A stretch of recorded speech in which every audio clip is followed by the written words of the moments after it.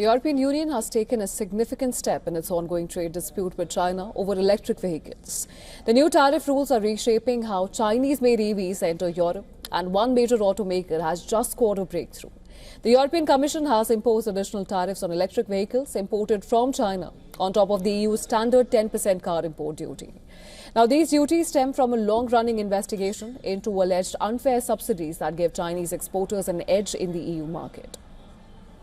Now, in a first-of-its-kind decision, the EU approved a tariff exemption for Volkswagen's China-made Cupra Tavascan electric SUV, and in return, Volkswagen agreed to sell the model at a minimum price and meet an annual sales quota.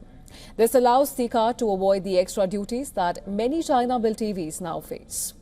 The exemption is a major milestone, and it's triggered a fresh round of interest from Chinese EV makers, who are exploring similar tariff reprieves on models that hope to export to Europe.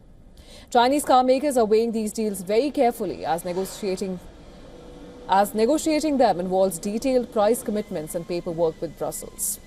Now, despite tariffs, Chinese brands have been gaining market share in Europe thanks to competitive pricing, with estimates showing that they doubled their share to around 6% of the EV market last year, particularly in markets like Norway, Spain and Italy.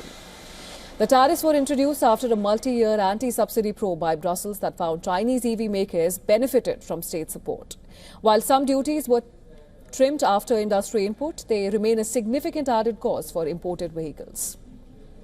Some analysts say that the tariff policy is both a protective measure for European automakers and a signal that Brussels want to rebalance trade ties with Beijing, even as negotiations on price commitments continue.